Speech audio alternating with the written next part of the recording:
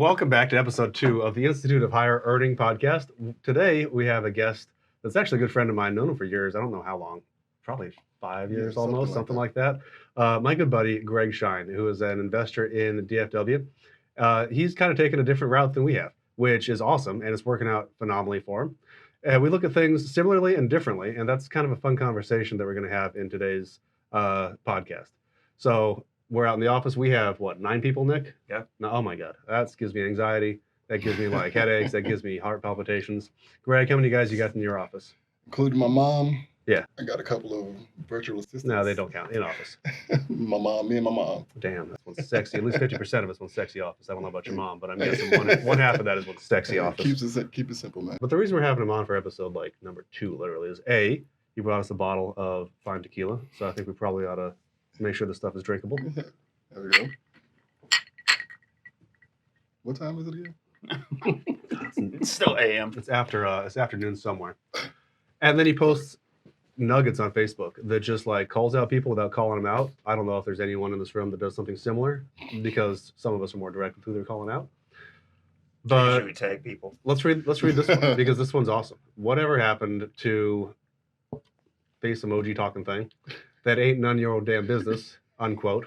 People act like damn near everything is, quote, public information these days. SMH, no SMDH. Yeah, it wasn't that bad. It wasn't that bad. But you'll definitely get you feeling start asking me the wrong questions.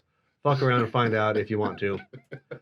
That's an attitude that him and I share, and that's, I think, why we've been friends for half a decade in the same market. Never bumped into each other on the same deal. No. But how'd you develop such a pragmatic outlook on the industry, or maybe even you might even say pessimistic outlook on the noise in the industry? Well, for one, I just noticed that it's a lot of bullshit in the industry. I don't know if I can curse it out, but if not, whatever you want. I don't even know why y'all invited me in the first place. This is crazy. I mean, I don't know if anyway. So when I first got in the industry, I always thought you have to do everything like by the book and kind of be politically correct and try to have this persona of, having this perfect life and doing everything the right way. But I noticed that no matter what you do, people are going to judge you either way, for one. And also there's a lot of people that are completely full of shit, and a lot of people that I don't mess with for that reason. And at the end of the day, I learned to keep my circle small because, people are full of shit and get your feelings hurt real easily. No, I think that's definitely the case in the industry. There's a lot of, like you said, a lot of noise.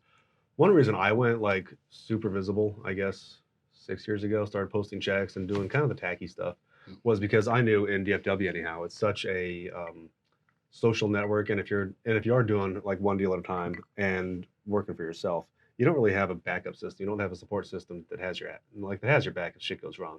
So I was like, you know what? At some point, someone's probably going to come after me for some bullshit. That's probably going to be someone that's more visible than me. They're going to be wrong because I don't do stuff wrong.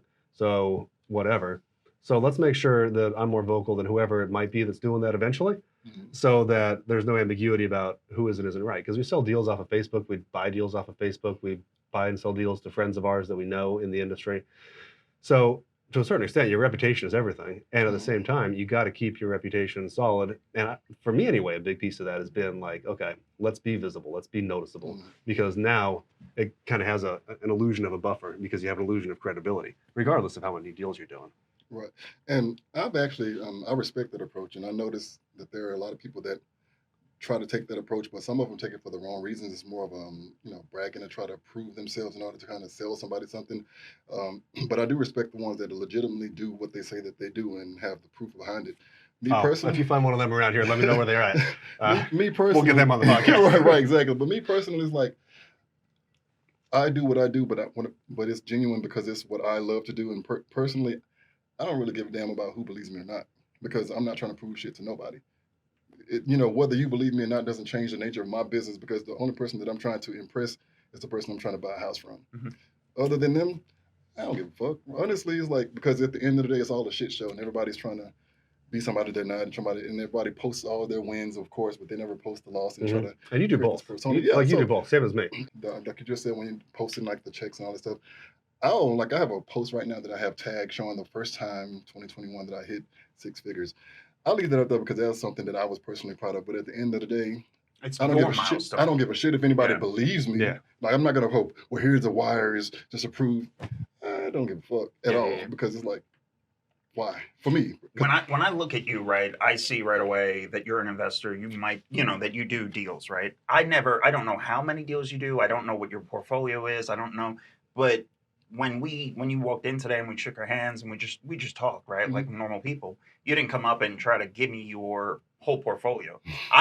There are so many investors in this network game everywhere, right? In this country, they'll come up and right away shake your hand and tell you their name and how many rentals they are, like, Yeah, or how many yeah. rentals they have, because that's like a badge. Like, Hey, let's no. not call out anyone It's specifically here. weird though. But It's no, like, that's everywhere, right? People instantly they think that is their authority, but it's not. Like, your confidence is your authority. Being able to close deals and get all this done. I don't care if you know how many are on my board or anything. Like, this is my authority just being here, right? exactly. So people always try to give a resume and it's fucking not No, needed. it's weird because you see it even at the company level. Our size are bigger and stuff. And do you ever think maybe the guy's building exactly what he wants to build at the exact time that he wants to build it? I mean, that's a possibility, right? There's a lot of stress and anxiety that goes with anything. So you kind of got to pick a stress and anxiety that you want to deal with, and maybe just build what you want to have. And I think that's something that gets lost in the industry because there's a lot of keeping up with the Joneses, which is kind of dumb because the Joneses probably aren't doing as much as they say they are, Exactly. and a lot of kind of throwing your weight around when in a balanced like psychology, it doesn't actually matter. And that's something that I thought straddled really well, where everyone knows who you are. You're the big tall black dude with the cowboy hat But and nobody the knows kick-ass shit about shirt, but no one knows shit about you. And that's the way I like it because at the end of the day, like I said, I don't have anything to prove to anybody, and I'm not trying to keep up a persona that's not really me. But what you see is what you get. Most of the stuff I post on social media is I'm literally laying in the bed at night or just it pops in my head. I just do it because it's funny. I'm not trying to. Even though every now and then I'll kind of do things, I'll post things to let people know that, by the way, in the midst of all the bullshit, I actually do buy houses. I actually do. So and it's not really marketing. It's just really what works for me. And then actually, believe it or not, I get referrals all the time because people are trying to sell a house or, stuff like that. And it's like, even today, a good friend of mine posted on one of my posts is saying, could you please be my mentor? And I'm like, why? Because I'm like the worst mentor ever. I mean, I don't do shit really real estate related on social media, but have fun. And it works for me though. And don't get me wrong, I appreciate the respect and all the people that just love me for who I am versus for who I'm trying to be, because I'm really being myself 99.99% of the time. And if I'm not, I'm asleep. Have you done any mentorship? Hold on, you only sleep 0.1% of the time? That's a good accomplishment. I'm impressed with that. That's a big 0.1%. What'd you say, bro? I said, have you done any mentorship or? No, I haven't done any like paid mentorships where I've helped a lot of people. I mean, my thing is I've learned, here's the problem. I like helping people, but I personally have never wanted to take someone's money for helping them because it's a big commitment. I don't really want the responsibility of feeling like, okay, now I have to talk to this person. Yeah. I don't even like you like that, probably. Lisa, now I got to talk to you for the next year or something. Now you're on the hook for their success almost too. Right? Yeah, I'm responsible for you to do what the hell you're supposed to do. So I'd rather give it to you for free, but the problem is nobody respects free. So I've spent hours teaching people to do things in the past to where I've literally given them everything that I know, and they didn't do shit with it. Now I'm like, you're wasting my time. You want to know why? And it's because they want the easy button. They don't want to know your knowledge. They want your just what they see, right? They want to pay for your success. They want the success, but without doing the hard work, right? And that's the problem. Is when you show them, you're like, oh yeah, no, it's not hard. It's not, it's nothing complicated. This is the work. You got to put in these hours. You got to put in these calls and put in this effort. And that's when they back up and they say, I'm going to go try to find PPC because that's the easy button. That's the easy button. And then they're going to be competing with people that have been doing it for 5 or 6 years that haven't dialed in. Yes. I think you bring up a really good point about a lot of cases. And one is I think that people want to be entertained for free. They want to listen to stuff that's entertaining and enjoyable and has a story to it, which is why we're having a conversation that's not like, oh, what are your KPIs and how many deals you doing? No one cares. For free, that's what they want. But when they actually want to have a success or an accomplishment, then I think they want to pay for it to have an outcome. And then, like you said, for someone that does education, because we have the education product, but even though we don't push it that much, there's a lot of responsibility that comes with the fulfillment of that. And I don't want none of that shit. Right. That's why. And I get it. Life. There's a lot of people that see the big checks like, oh, I can make $1 million a year in education, or 2 million or 3 million is probably a number that's really pretty obtainable. But then you don't think about, okay, what goes into that? I'm gonna sell a $50K program to some guy, whatever that is divided by $1 million is how many you got to sell. Right. Well, now I got to talk to you for a year, 18 months. If you don't recoup your 50K, if I don't feel bad, then that kind of means I'm probably doing it for the wrong reasons. And if I'm just doing it for the money, well, then I'm kind of a sociopath, and you're probably not a good person anyway. Exactly. So, and I'm like I said, I don't mind helping anybody, and but at the end of the day, real estate is what I do. That's what I do for a living. That's what I'm passionate about. But I have zero true interest in teaching it for a living. I mean, I'll definitely, because I talk a lot anyway. So anybody's that's around me long enough is going to hear some shit. So I have no problem sharing. I'm not open book in that sense. But at the end of the day, it's just not for me as far as like coaching and stuff like that. What'd you do before real estate, right? So was there before? Yeah, I was in the mortgage industry. Okay. But right before I got into real estate full time, I was a compliance officer at a mortgage company, and I did that for like 5 or 6 years. So I needed a coach. And then 5 years before that, I was doing some contracting work for another mortgage company, like doing like office of the president work, stuff like that. I feel like it's been forever. Yeah. So when did you make the transition full time into real estate? My last day in corporate America was April 13th, 2018. About the time we met, more or Yeah, less. Because you were like right making year. the transition. We were at an event together, and Yeah, that's when I actually quit my job, which happened to be the exact 5-year anniversary of when I created my first LLC. nice. And that wasn't to the day. It wasn't even on purpose. It just happened to. What was the ramp up time between? Okay, so you created an LLC 10 years ago now.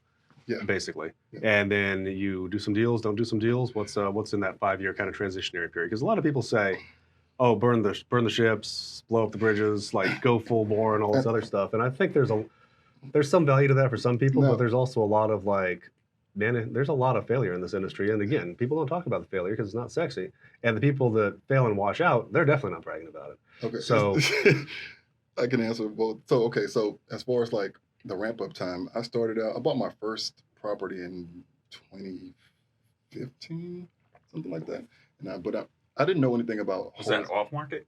On the market. I just bought it for less than what it was on the market. hey, 2018 was a different market. Yeah, you could do that back it was then. like $100K. The first ever Astro flipping. Yeah, exactly. So, but yeah, that was my first. Hey, hold on. For some of the newer people in the room, you used to be able to actually find deals on the MLS, and we're getting back to that slowly eventually, but it's been a long stretch. I'm actually closing on one tomorrow that's on the MLS. I mean, nice. Some much smaller profit margin, but definitely it's happening again. But I bought my first property and then I kind of renovated it for like 190 days, did like 180 to 190 days straight, like Thanksgiving, New Year. Did all the flipping all myself. Did you do it all yourself? Because you said you had a bit of a GC company. Well, at that time it was just me and my family. Okay. We kind of did most of the work, but after that, I did it wrong. That was my first fix and flip, but I didn't flip it. I refinanced it and kept it as a rental. But when I refinanced it, I didn't pull out any of the equity. So it cash flowed great, but I had all this equity tied up in the property. So where's that deal now? I sold it. Oh, okay. Yeah, I sold You that made some money when you sold it. Oh, yeah. That's the one I bought for like 105K, which I thought was overpriced at the time. In 2028, I think I sold it for like. Did you was that conventional financing on the refi? Yeah, well, yeah. I refinanced because I worked in a mortgage company, so I refinanced it. I refinanced them with Quicken Loans. Okay. Yes, and I mean that's an understated way of doing real estate for someone that does have a W-2, is buy something with conservative financing, even if it's hard money, but make sure you're not over leveraged or overextended or whatever, and then just buy it at the right time for the right price. Sit on it for a couple of years, and you said you bought it for 100. You put 105. Yeah, something like that. Yeah, you put maybe 50K into it or something. Well, that's the thing. I put a lot of sweat equity into it myself. So well, there is that. So as far as like money that I put into it was much less than half that. Nice. But I put a lot of equity in. Did a lot of YouTube University. Went there, painted and hate popcorn ceilings now for a whole lot of reasons. Oh yeah, that stuff, man. Is that why you wear the cowboy hat? When that stuff falls in your hair and gets in your clothes, that's and plaster's just kind of dumb. I used to do all that stuff myself too, and that's not. In my mind, that's not the best way to build like a volume-based business. Nope. Obviously, but because you can't scale yourself in that respect. But it's for an education. But it's absolutely a great way to pay for an education. It's a great way to get in on a deal that has a lower cost basis than it would otherwise, where you're not out of pocket. And it's a good way to actually take responsibility for what's going on with the deal. Because when you're in there yourself, you knock over a wall and there's a bunch of shit in the wall that you didn't know was there. Exactly. You know you have to deal with it. Now you get that call from the contractor 5 years later, it's like, bro, there's a lot of shit in this wall we got to deal with. You're like, okay, no problem, just deal with it. Whereas the newer investor is going to be like, oh my God, that's not in the budget. Now you know, now you're prepped. Like, yeah, stuff comes up, stuff happens because you've done it. Exactly. And I had some other issues going on back then when I first started, to be honest with you, because I had this sense of, um, I felt like I had to earn my way into the industry. Like Well, that's 180 for most folks now. yeah, So it's like I felt like if I came in and I started hiring people out and started making too much money too fast, I didn't feel like I deserved it. Mhm. And that was this weird thing, a hurdle that I had to get over. Now I don't give a damn because I now know who I am, but I just felt like I had to put in the work and like it was supposed to be hard up front. And that's not always the case. So I did a lot of things the hard way on purpose, and that knowing what I know now, I could have done a lot different. Mhm. I think there's a lot of value to that personally because it's the same way that I did it. And I suppose on the negative side, it can breed some animosity when you see people that are like, bro, you've done 3 deals and you're teaching people how to do deals. Like, what the hell? But at the same time, like we started off saying, it's like, that's their life. You're doing your life and you're doing it the way you think is the best way to do it. And it really speaks to just the multiple ways that you can do real estate in really any market. Mhm. How many investors do you know? And I'll call them investors, but they're just wholesalers. They're door knockers. They're professional wholesalers. They will never take down a property and flip it or close on it because that's just not in their business, right? It's not in their capability and whatever. And I'm not knocking them for them, right? They're still going out there and they're still doing it, but they just haven't made that jump yet. I know quite a few. And So you're asking me, what's your question? I guess I didn't have a question. Sorry, man. Okay, I just wanted to make sure I didn't miss. You heard No, me I right know. that I fucking didn't even have a question. Just rambled. No, but I know that's most of the investors in the industry. Honestly, like most of them, they're purely wholesaling, which is fine because I've made a lot of money just wholesaling as well. As a funny thing though, when I first got into the industry, I didn't find out about wholesaling or how it truly worked or how lucrative it actually was until after I had only quit my job. So when Oh, really? So even after so 2018 or whatever, yeah, after you quit I your didn't job. start truly taking wholesaling seriously until 2020, 2020. What was I'm kind of the same way, actually. I always thought it was more virtuous to like actually buy the deal. Yeah, I was like, I was that's like, not man, real. that's not You don't real make a lot of money. investing. I'm like, no. But When I realized how much I was leaving on the I was table, like, it's like, and If you're able to buy right, then wholesaling can be the best solution, right? Like Exactly. absolutely, but you have to be able to buy right up front. exactly. So and at the end of this market, wholesales are some of our bigger margin deals because Right. we are able to control the transaction from closing to closing relatively well. But anyway, now keep going on the kind of virtue thing because I like that's kind of a recurring theme in terms of like how you built your business based on your personal virtue, your personal ethics, and Right. and again, your mom works for you.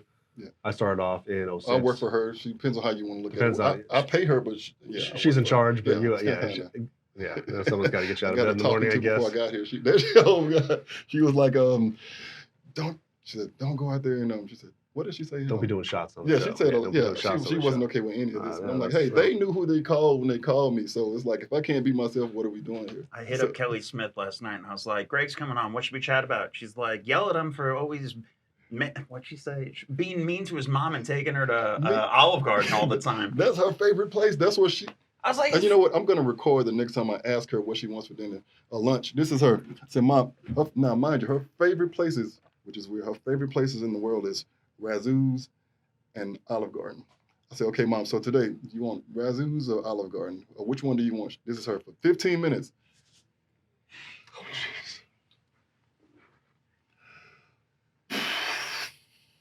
Like literally, and I'm not exaggerating. I'm gonna Razoo's. record it next time, and then she go, well, my husband, he'll take me to Razoo's, but he doesn't like Olive Garden. So let's go to Olive. That's literally how she processes it. So it's not me. Yeah, at I all. got you. Let me ask you a follow-up question to that. Is What up, bro?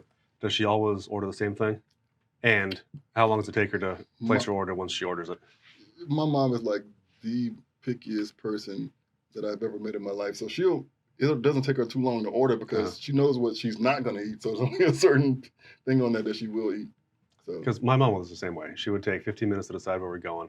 And then she'd always get the same thing. But different from your mom, she would take like 10 minutes to figure out what she wanted to get. It's like, Mom, you're getting 2 cheese enchiladas with rice and beans. Like, come on. No, Let's get going. Memorize. it's going to take her 15 minutes to decide Where she's going. on the choices after you've already given to her. Like, Okay. even if it's 2 choices, it's still going to be, and that's a good day. Well, that's nice though, because I started out working, and my original motivation was financial independence and all that good stuff, I suppose. Exactly. But I started out working where my mom was my boss and first employee basically in '06 when we bought all the deals at the wrong time of the market. Mm. And it puts things in such an interesting perspective when your objectives are aligned as a family and wanting to do something for, but also with a parent. I think it's so much fun. And for me, my mom unfortunately passed away 5 years ago, but it was some of the best memories I've had. Even though for us the financial outcome wasn't great, buying apartments in '06, like it's some of the best memories I have is Right. doing that stuff together, going through the hardships together, going through for us anyhow the employees, the evictions, the fires that happen in apartments, like all the stuff. But 16 years later, like man, that's a cool freaking story.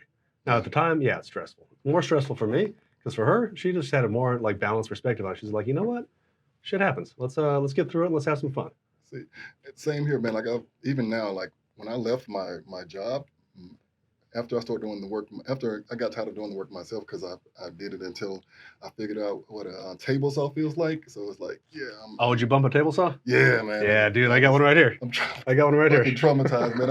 I just died for like 10 minutes. Anyway, but after that, my mom, my stepdad, my sister, and just a lot of relatives. That was actually my construction crew. Uh-huh. Like so, when I go, even now, like when I go flip houses and everything like that, the first people I call and put to work is my family. Okay. So it's cool. It don't get me wrong, it's one of the hardest things to actually get right, but the concept of it, I love it because that's kind of what when I first left my job, it was weird. I had we're talking about burning the bridges and jumping.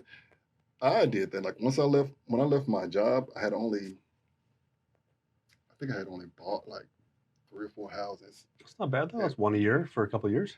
Yeah, but I mean, to quit your job, It might be a little I aggressive. had, It might be a and little to quit your ambitious. job with no income Yep, and no no nothing, it's just like, fuck it, I'm out. It was like hindsight. I mean, it worked for me, but you got to remember, I don't have any kids. I don't, so I have a lot of responsibilities. I mean, I've set my life up intentionally to be able to take certain risks that will only affect, a small group of people. Me, so, but it's not for everybody. So I personally wouldn't just. I'm not saying don't take the leap of faith and don't jump out there, but have a plan and make sure you know what you're doing. Don't just. I literally didn't have anything. Everything set up when I left. In hindsight, it was fucking crazy. What? It was fucking crazy. It's like knowing what I know about real estate now. It's like, what the fuck? Yeah. It's crazy. Like, yeah. But Well, I mean, let me ask you one thing. Now that you've been in the market for almost a decade, do you even like real estate? Or do you like what it provides? What the opportunities that it provides? Because some people love real estate for years, and to be honest, I don't understand those people. But what it provides are amazing opportunities for people. it's a love-hate relationship. Like, Yeah. I'm gonna put it like this. Especially when it comes to the market, I love the process of owning, real estate and owning properties and taking the process of taking something, I should say not the process, but the rewarding feeling you get from taking something that's tore down and making it beautiful. But every step along the way is excruciating. It's frustrating. It can be stressful. And I hate the marketing side of it because personally, I don't personally like talking to anybody that doesn't like talking to me. Mhm. But of course, in order to get to the people that really want to talk to you, you got to. Sell yourself. Yeah. And it feels like an unnatural Yeah, process. because at the end of the right? day, Like, I'm the type of person that if I call you, if I text you, if I call you, and you do not respond to my message, you will fucking never hear from me again in real life. That's who I am because I don't give a damn that much. It's like you saw my missed call, see my text message. Why am I calling you again? Ever. Marketing is counterintuitive because you kind of got the follow up and all that stuff. So I'm feeling like the nagging boyfriend that's getting, or the nagging dude that's trying to talk to this girl who's blowing him off. It goes against everything I fucking stand for. But that's the nature of the business. But that part I hate. So how'd you get over that pain point? So I'll tell you how I got over that exact pain point in the business development, in even the negotiation process, because I like the marketing. I like the business development side, but I don't like talking to sellers. I think they all have the same. They're nice people, a lot of them, and I'm probably not the best at actually buying from them because maybe I have more feelings than I should about their story about whatever bullshit they're telling me. Mm-hmm. So the only way that I got over it was by just hiring people and making them do it and paying them a reasonable rate to do it. Right. And then they do the stuff that I don't like doing. So I grew my entire company, out of the pain of the stuff that I don't like doing. You still do the pain, but you minimize. So how have you minimized that aspect of it? I do have, like I said, I do the majority of the acquisitions part, but I only have a lead manager that in place that kind of filters out through the bullshit. Nice. So she only sets me up with people that really want to talk to me. I don't want to talk to the people that go, if you give me an offer I can't refuse, I'll sell my house. I don't get, I'm sorry. Yeah. It's like, Does your mom buy anything? no. Your mom could be a vicious acquisition agent, I think. Yeah, I think she could go in there and lowball the crap out of someone. Right. So it's like I'm not out in the business of taking advantage of anybody, but I'm not going to be your highest offer. If you want to get the offer you can't refuse, go put it on the MLS and go find somebody. Because it doesn't make financial sense for me to give you an offer you can't refuse, unless the offer you can't refuse is the number that makes sense for me. Nick, what's one of our core values or whatever? Get the contract. We'll get the contract. What's the other one? 10K less than the next guy. That's a good cheap as idea. possible. Brutal honesty. Yeah, That's the one I was brutal looking for. honesty is always yeah. No, we approach negotiation, I would say probably the exact same way. Yeah. And we train the guys, and Tony definitely takes lead in this, in telling them like, hey, I'm probably not going to be your highest offer, but I'm going to try as hard as I can to be your best offer to fulfill the objectives that you want to have fulfilled in this transaction. He doesn't put as many words around it as that, but that's really the flavor of what we're doing. We're not trying to take advantage of anyone, obviously, but we're trying to be the best option for them to sell their house, the most honest. And the way we do that is really by being the most honest, by building the best relationships, by having the most thorough conversations with sellers. And that's what allows us to be, like you said, our second one is, get the contract for 10K higher than less or lower than the next guy. But we do that quite frequently. Yeah. And if we have these conversations, build this rapport with the sellers, then they're not uneducated sellers often. They know what they could go with on something else, but they don't necessarily know the likelihood of it closing. We offer a certainty, and with a certainty comes a certain price. Exactly. You're solving problems. And that's exactly so my approach is a little bit different than most people because, believe it or not, the way I am on social media, the way I am right now, the way I'm in is literally the way that I am in real life. So I show up to people when I do in-person appointments. I'm talking to people just like this. I'm a real person. So as long as you believe that I am capable of buying your house for what I told you I can buy it for, that's what sells me. Mm-hmm. I'm not going to say, hey, well, how much do they offer you? Well, I'm going to offer you this much, because at the end of the day, I have this. When you're in a position where you're not operating out of desperation or I need to make this so happen, it gives you a little bit more confidence that you can actually walk away from a deal if you want to. So at the end of the day, I want it to make sense for you, but it has to make sense for me too. I'm not desperate for your house, so if it doesn't make sense for both of us, then we're going to both walk away and be done with it. But I'm not gonna. I sell myself by being who I actually am and not trying to convince you why I'm the best guy you're gonna go with. You're placing yourself as the authority, right? In the role, right? I'm the professional. I'm here to solve your problems, right? Because this is what I do. Exactly. Trust me, and let me solve your problems. And it's that simple. Exactly. A lot of times when we started training the new kids, right? Like they come from a wholesaling world where, again, they don't have I got you. Where they don't have that confidence, right? Where they know, all right, I'm going to make this offer, but it's contingent on me selling the contract, right? Me assigning it. I'm not actually going to close. So a lot of times when they make those offers, they're not as confident. Now, when we're sitting them down, we're like, listen, you have our full weight behind you. When you make an offer, I'm closing on that property, right? Like we're going to go to title and we're going to fund it. And so make sure you're making those offers as an investor, no longer as just a wholesaler trying to make, you're here to solve their problems, right? What do they have to move right away? They have to stay in the property a little while, but we can offer leasebacks, right? We can offer cash for keys. We can help them move to a new place, right? Where the problem's solved or where the authority. Because taking that perspective, it goes from a sales job, from a sales position, like, oh, I need to hustle and get my house or the next house or whatever, to really a customer service type of job, where we do approach it from a customer service perspective. And ironically, we get referrals from sellers too, where we go and buy their friend's house or their neighbor's house or something else. We get a lot more referrals from that than we do from when we had our investor-based construction company. We didn't get referrals, regardless of how good a job we did. So that level of just like mindset shift is what a lot of people value from it. It sounds like you came to it relatively naturally. Right. I guess so. And that's one thing I was going to say. By me starting out, mostly, like I said, when I didn't learn how much money I was leaving on the table with doing my own acquisitions until late in 2019, 2020. But wait, don't forget that thought, but can you dive into that for just a second about like how much money you leave on the table by doing your own acquisitions sometimes? Because what do you mean by that? Yeah, what I meant by it is when I first got into the business, my marketing, and don't get me wrong, it was much simpler. My way of acquiring properties was buying from wholesalers. So when I left my job, my plan was to network with as many wholesalers as possible, buy from a wholesaler, take their, and it was easier because at the end of the day, I want that property. Here's my 5K earnest money, whatever is mine. I don't have to worry about none of the other bullshit. I ain't got to go back and forth. And that was easy. And I actually do like that method. But like I said, my plan was to buy properties from wholesalers, turn around, get a hard money loan, do the rehab, and turn around and sell it. Rinse and repeat. That was my plan when I left my job. I didn't know that.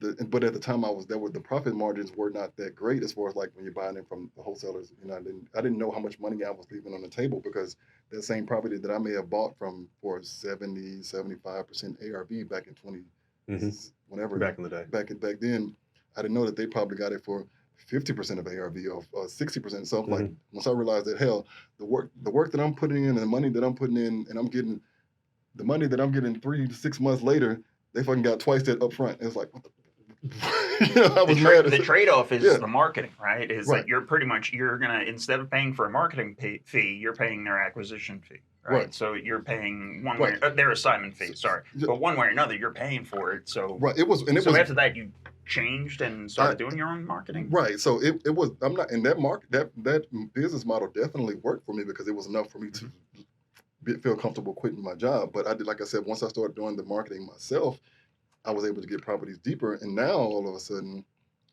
whether I choose to wholesale it or flip it, the deal makes much more sense. Yeah. We like to say if we buy right, regardless of the deal, we should have multiple exit strategies. Exactly. We should be able to wholesale it. We should be able to flip it if we want to. And we should be able to order, whatever it is. Exactly. But it all is predicated on we need to be able to buy it right. Exactly. And that's my primary strategy because one of the things, if you're purely wholesaling,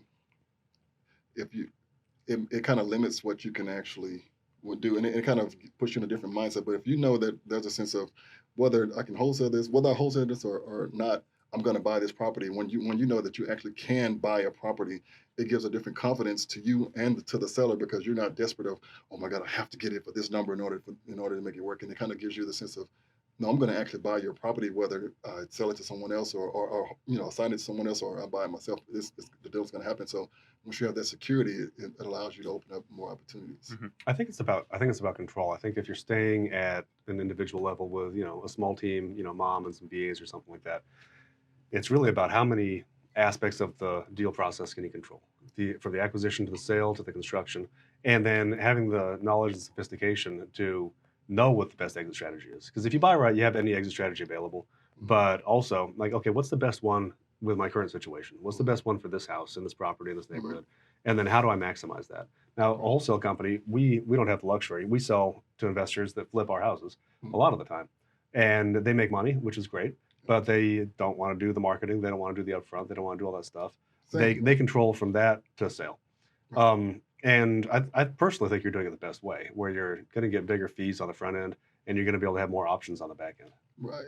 See, now the downside of what I do is the fact that I know how I am, and I'm very particular with how I do business. And it's the reason why I'm still in the driver's seat is because it's difficult to duplicate me. You know what I'm saying? So the way that you guys set up, I have a ton of respect for it because it allows you to scale. So, and I can still scale, and I do very well with the way I do things, and I live the life that I want to live on my terms. Like I literally do what I want to do every day. I love it. I can't complain, but at the end of the day, there's still a level of responsibility for me that I have not delegated yet in my business. And for the most part, I noticed even maybe a few years ago, most people, the new buzzword was scale, hire a team to do all this stuff. And it's like, and I know, and almost all of those people are either out of business or now back going towards what, the team that I have now. So don't get me wrong. I don't personally feel like I could easily outsource acquisitions tomorrow. I just haven't gotten there yet because that's not what I personally want to do because I love, for one, to be honest with you. You don't have a reason to get rid of it, right? Like, why do you have to I gotta do something hand that half off, right? Like that.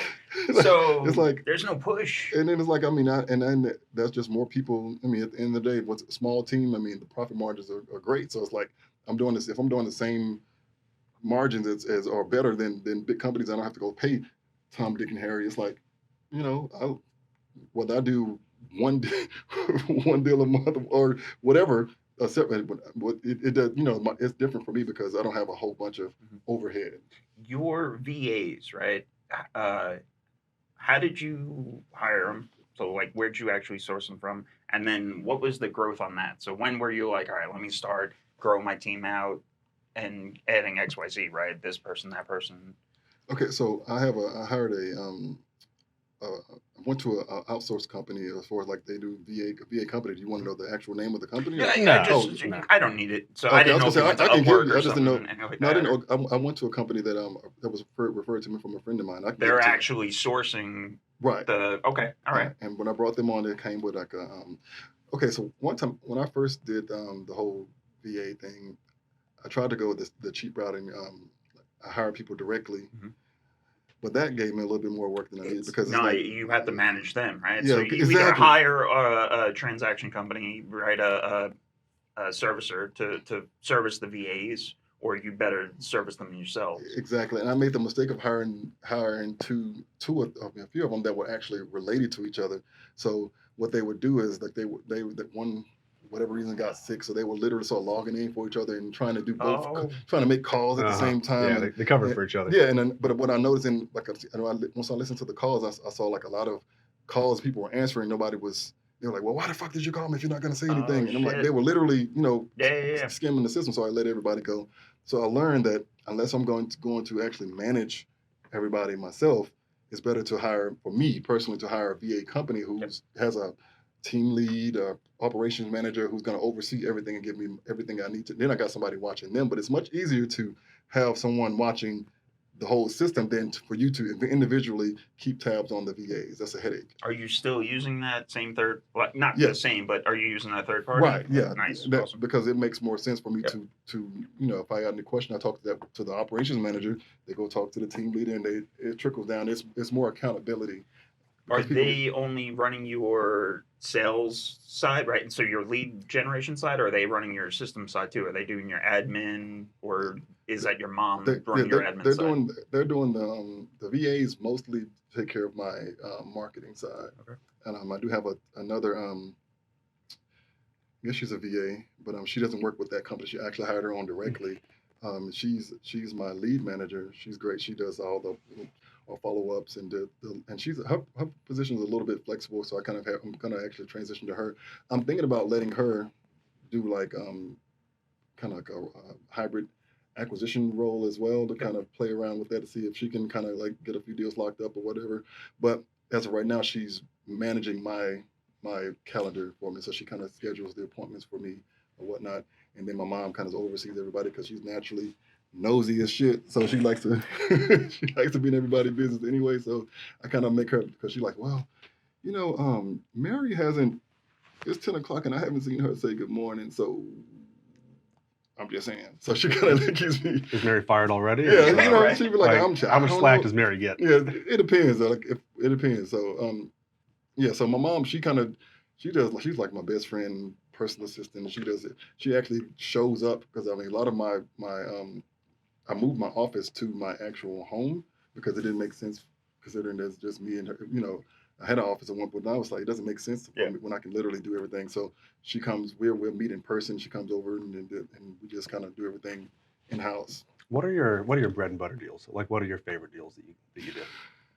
My favorite deals are, honestly, I like hotel deals. Hotel. Yeah, cheers to that. Yeah, because it's Yeah, like, yeah, we love those. Yeah, Easy in and out, clean up the mess. Dude, Like, don't even worry about it. We were doing hotels before. A hotel was a hotel. exactly, because it's like that's when I first got into the business. My whole motto was, I'm gonna go in here. I'm gonna do everything I need to see on fucking TV. I'm gonna rip out the cabinets. I'm gonna do all this.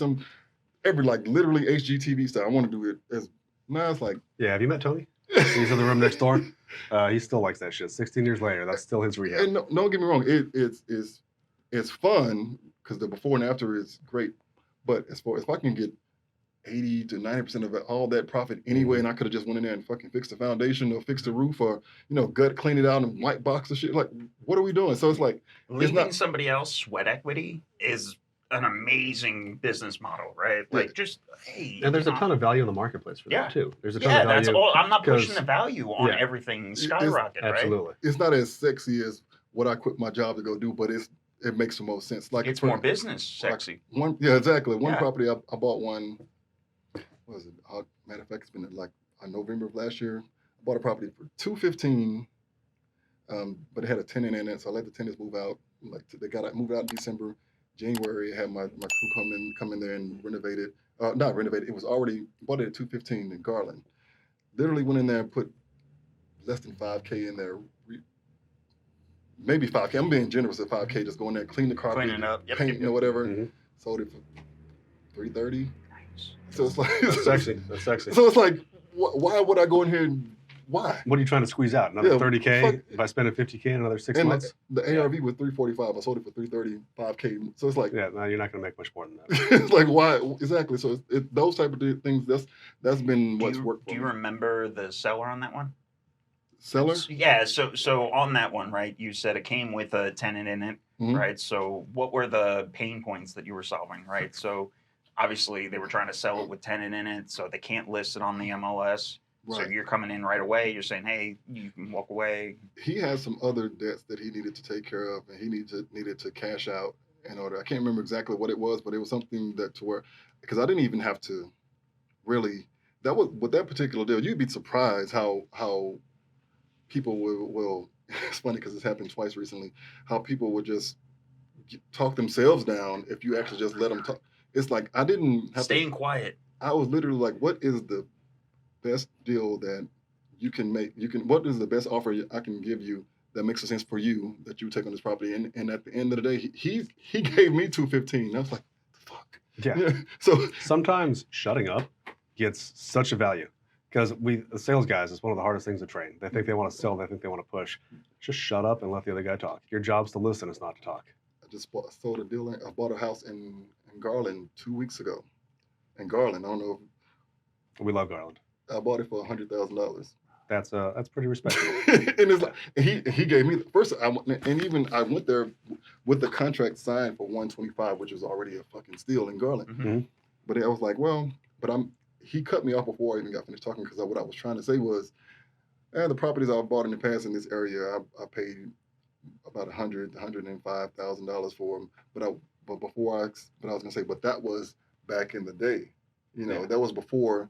That's what I was about to say. But before I even got it out, he was like, well, I'll take $100,000. So I He literally was scared that was going to go down. I literally that was before rates went up, and I literally now scratched it's out at $100,000 right there. I had a $125 on the contract. I literally scratched out $125, put $100,000 right there, and he still signed it, even with the 125 scratched out. Yeah. Damn. Okay, that's ballsy. I've never done that. I mean, don't get me wrong. That's why man never takes off his hat and sunglasses. Yeah. People swear to God I'm bald, man. I got a full head of hair, I promise you. But don't get me wrong. It's been a few deals that the seller has talked themselves down because one, they just want somebody to. It was a complicated deal. I had to do like maybe 3 or 4 affidavit of airships on it. It was a complicated deal, so he just wanted to get it to the finish line. So it worked out for that was his pain points. He needed to move, and he knew that he had to go deal with that deal. Almost fell apart like 3 or 4 times, but it was a very lucrative deal when I finally disposed it. So I find the biggest lucrative deals are either the ones where you're solving the biggest structural problem on the property. So that means you're following up and you're working on it for 3 months, 6 months, whatever it is, because there's errors, you can't find people, someone's in jail, some shit like that. Or the biggest other deals are you're solving the biggest emotional trauma issue for the seller. And for those, you turn them over like that. You turn them over in a week. And there's a lot of value to both because it doesn't take us that much work to do the more complex deals because we have the attorneys, we have the title companies, they do a lot of the work for us. But it's about like following up with the seller. We just had one recently in Arlington, little bitty house, it's only 1,100 square feet or something like that. I think it was 2 months to get the contract and like 5 months of follow up because he already started the probate process. So now we're dealing with a probate judge. We're dealing with his attorney being non-responsive. We're dealing with a headache, and we finally just closed it, so I can talk about it now. And great deal. We bought it for $68,000. We sold it for I'm not sure 120, 130, something like that. So I mean, that's a good size piece, but we're holding his hand throughout the whole process, and we're working with him. We're on his side. We're getting an appraisal to justify to the judge Yeah. why we like the as-is price for what it is, and all this other stuff. And led to a successful transaction. But it is a 6-month burn time on something like that. Yeah, man. Most of my most lucrative deal is I've had a deal. I just thought about it. It was last year. I had a guy who he was living there. Both the parents passed away. He had like 7 or 8 siblings, and none of them really. And it got to the point to where I literally, I was talking to him for a while, and things were so bad I had to go because he went ghost on me after the contract. I don't know if it was before or after the contract was signed, but he went ghost on me. So I literally had to drive to his house in the middle of the night, knock on the door. The power was out. I had to go buy this guy food. Had to go buy him a new cell phone to make sure that I can contact him. Yeah. It was crazy. So I've had some crazy stories, but that deal was also one of my most lucrative deals when I sold it. So it was a lot of things, a lot of extra hoops that I had to jump through in order to get the deal done. Because you're solving the biggest problem. Right. Well, we don't want to go too much past an hour, so let's take a few minutes and read. I wanna actually touch base on market update, if you don't mind. Yeah, I don't mind. So Texas Real Estate Research Center from A&M, right? They do quarterly updates all the time, and they just sent out a blast, and it had some key takeaways. And I just want to get everybody's input on it, right? So I'm going to just ramble, right, and then we can come back to it. But cooling market, all right. So this is only Texas, so it's relative to us. So cooling market, 14.2% down in sales volume thanks to higher rates. All right. So the price resilience. So even though we're seeing a 14.2% sales volume decrease, so even though we're having a slower market, prices have risen 1.8%. Okay. Now, I think I know why that is. Let's touch on that for a second. Why do you think it is? Well, as far as prices going up because there's not many properties on the market, so it's like demand. So we've been saying forever we have that gap where 30 days on market, we've been less than 30 days on market for years, and now we're finally filling up that gap, pushing back to the regular 6 months. I think there's still strong demand, and I think we're going to see supply continue to be constrained because a lot of people that have a 2.5%, 3.5%, 4.5% rate, they're not going to want to move when they would have otherwise moved. So there's an artificial low inventory with a lower level of demand. But there's definitely the lower inventory is going to keep prices supportive. Yeah. Now, whether or not they keep going up, who knows? Do they kind of settle a little bit? Prices have prices risen by 1.8%, right? That's nothing. No, that's not. That's here. Nothing to scream about because we've been averaging 20% forever, right? And that is the other extreme. So we've taken a giant knee, but there's still plenty of room to go, right? It's a good market. What's the next one? Inventory shift. So listings have spiked 52%, yet we're still playing catch up to pre-COVID levels. So even though listings have gone up 52%, still we're talking about the days on market. I was going to say, what about the days on market though? Yeah. The loan landscape rates are at a 16-year high. Loan applications have dropped by over 25%. And then construction trends. Well, back to the loans really quick. Yep. So what's going to happen when the Fed lowers rates eventually? It's not going to happen as quick as some people think. But what's going to happen when they lower rates?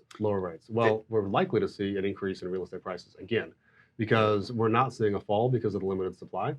So when rates go down, we're going to see an increase in demand. We're going to see the ability of people to move to an upgraded house or a sideways, lateral move or something like that.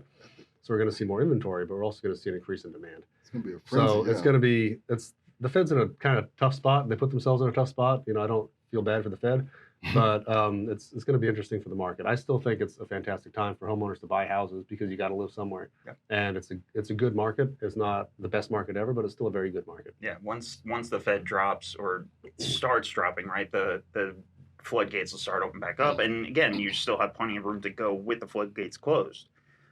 Construction trends: single-family residential construction permits are down. The only metroplex that bucked that was actually San Antonio. San Antonio had new construction permits going up, but new permits in San Antonio are kind of you need a permit to put in a light bulb, right? So I don't know if that's telling. Also, San Antonio is very old, a lot of old real estate, so people knocking that shit down and actually building new.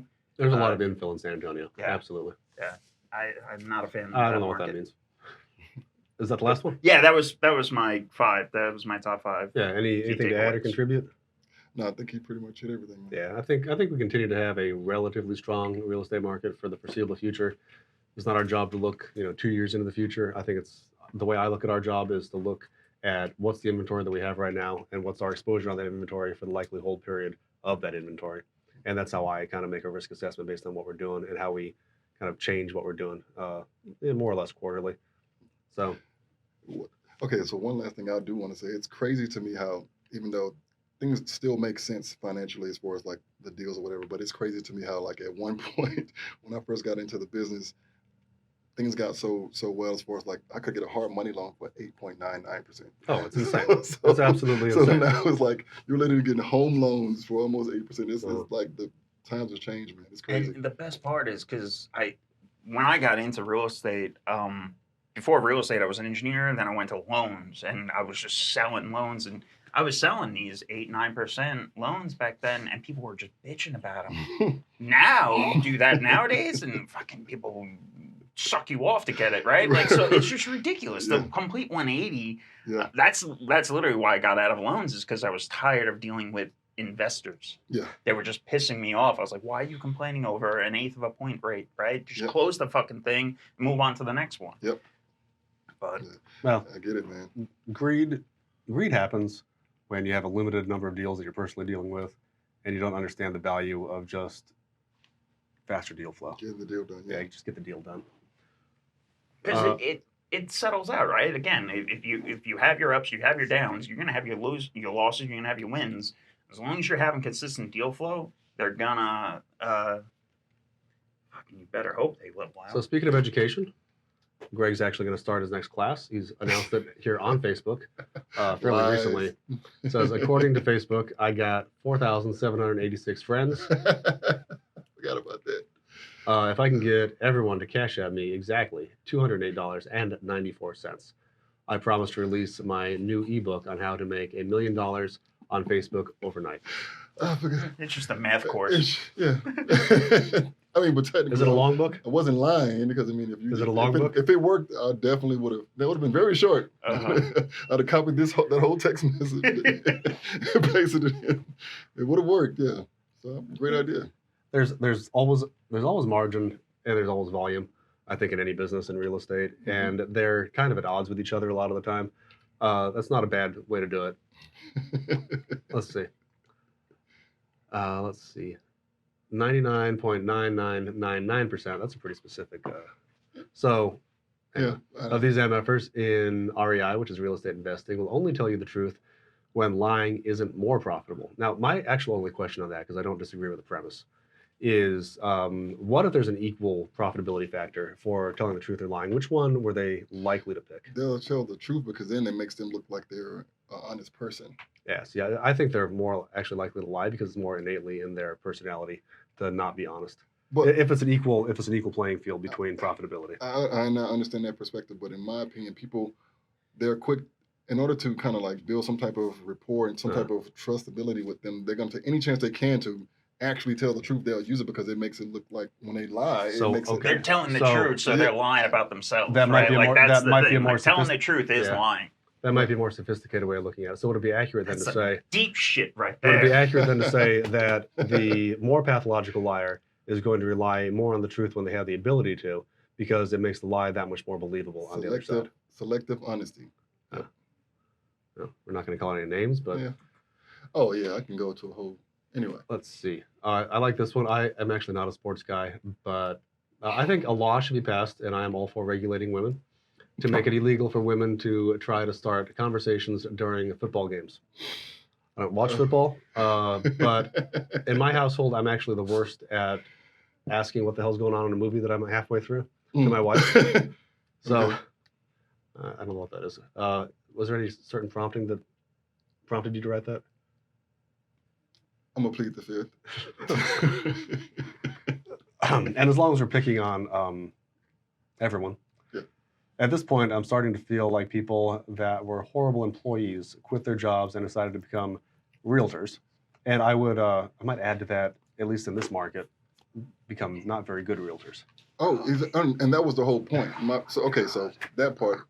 My God, These so motherfuckers bad. right here. Okay, so What? Realtors, they just suck. They don't answer their fucking phone. Like, exactly. This like, dude, this because recently I switched over to one of my marketing channels is going through the properties that are actually on the MLS. Mhm. Even though the profit margins for me are as far as if I'm gonna actually wholesale. do you have your that much- one of your VAs farming that, Yeah. or is that you? Yeah, so at night? I'll have them go through and then they'll like find the properties that look like they would need some work anyway, and I'll submit an offer or whatever. So and those deals right there, but even ones that are actually that you actually end up locking up, you'd be surprised how horrible the realtors are at communicating. And don't get me wrong, I know a lot of people that are great realtors, but I also know even more that are fucking terrible. It's like when I said horrible employees are well, they don't like you're a horrible employee in the sense that I'm talking about. It's like you were terrible at your job anyway, so you being the boss is even worse. Mm-hmm.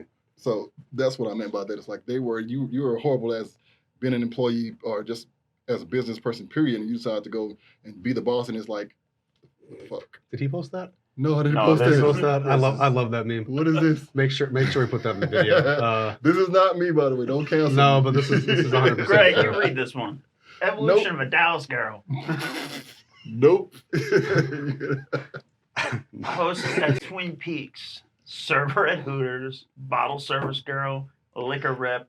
Real estate agent. I ain't got shit to do with this one.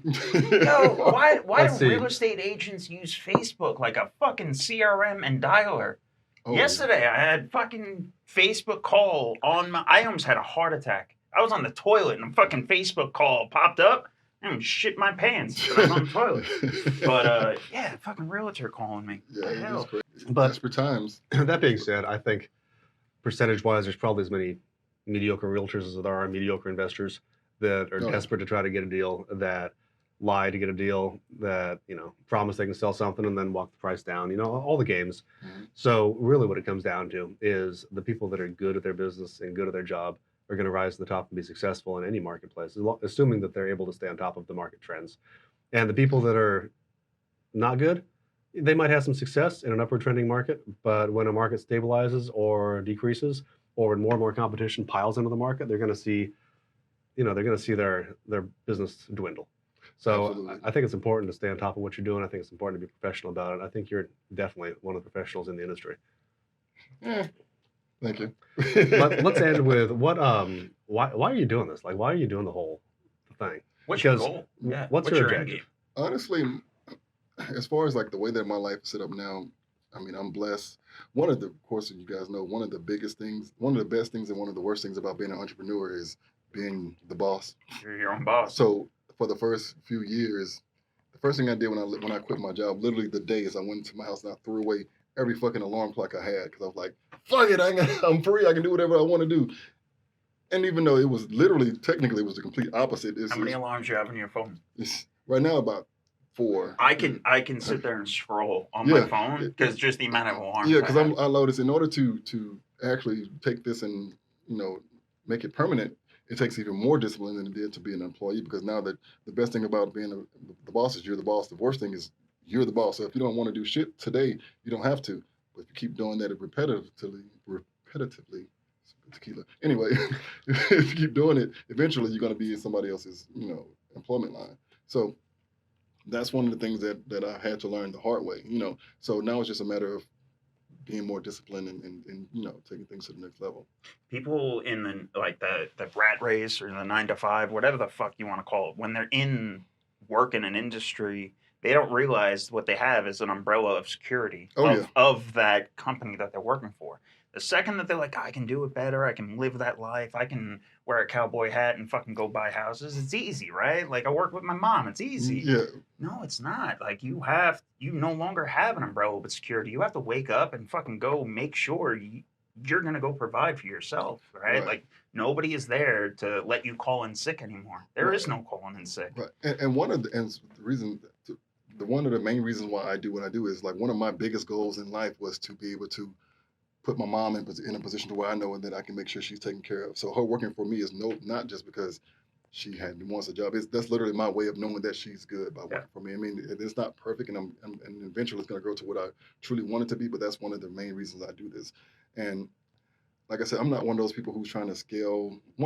I thought about it, and I know a lot of people that scale businesses in the sense of, and their real estate business in the sense of trying to get 100 employees and 100 this and 100 that. I'm like, that's just going to put me back in the position that I wanted to get away from. They look at the wrong KPIs when they're doing that.